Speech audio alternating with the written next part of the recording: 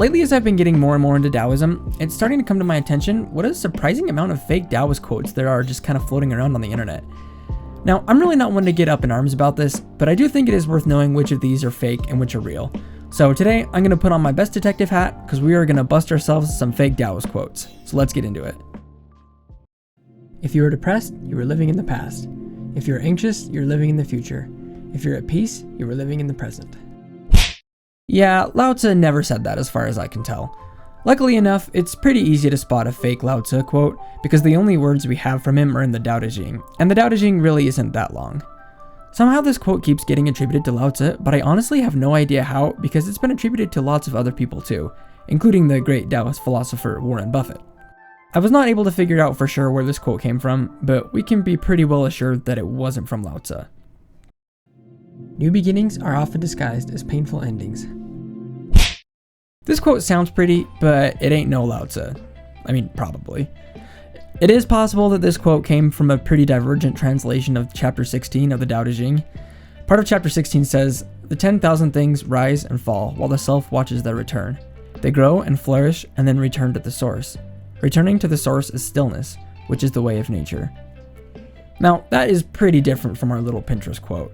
But I do want to use this example to kind of draw your attention to the difficulty of working with an ancient text that has been translated so many times. You don't just run into this problem with the Tao Te Ching, it's a huge problem with a lot of religious texts, the Bible being another prominent example.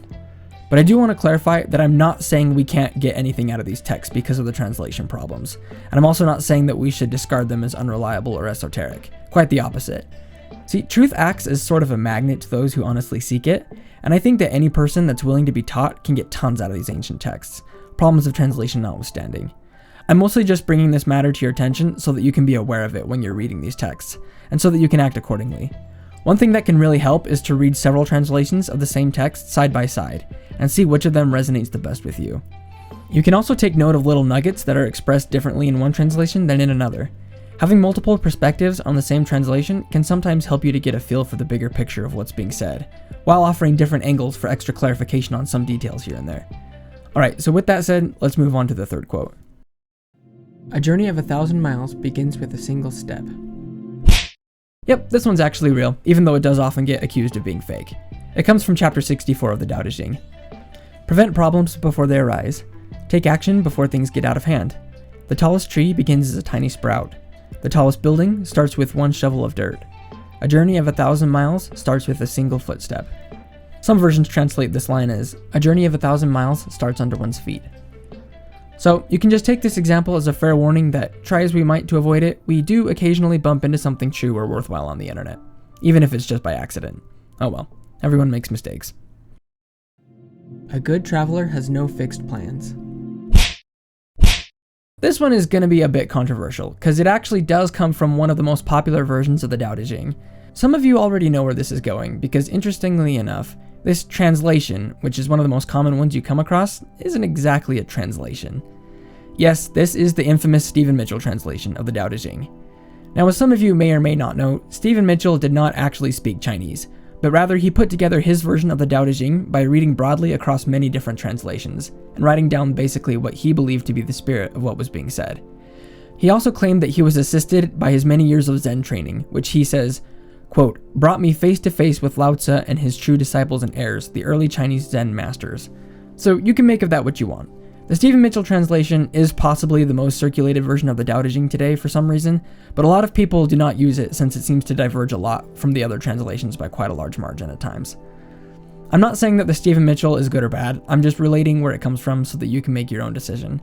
I do want to reiterate what I said before about studying from multiple translations. I truly do think the best way to go about this is to read them for yourself and then ask yourself which seems to have the most beneficial impact on your life. And that may not necessarily be the one which sounds the nicest or which you like the best. After all, the Tao Te Ching does say, "True words do not sound beautiful. Beautiful sounding words are not true." And yes, this one is a real Lao Tzu quote.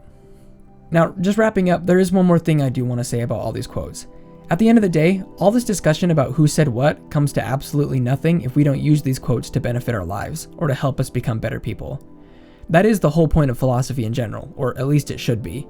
One danger we run into when making a video like this is that we might get tempted to become overly scholarly about everything. And when I say that, I'm talking about people arguing over what Lao Tzu would or wouldn't have said, or who influenced him, or things like that. Frankly, I don't think it makes one bit of difference trying to figure out what Lao Tzu would or wouldn't have said. We know what he said. It's written in the Tao Te Ching. Anything beyond that puts us in the realm of pure speculation. However, if I personally were to make one of these hypotheses over what Lao Tzu would have said, I personally don't think he would have been very impressed by this kind of discussion at all. The Tao Te Ching tells us over and over again to stay only concerned with that which is, with things as they are, as we can experience them.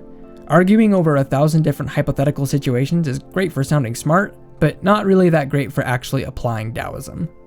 Now, lastly, I do want to give a shout out to Taoistic.com, which is a pretty impressive website showcasing various fake Taoist quotes and attempting to trace them back to their original source.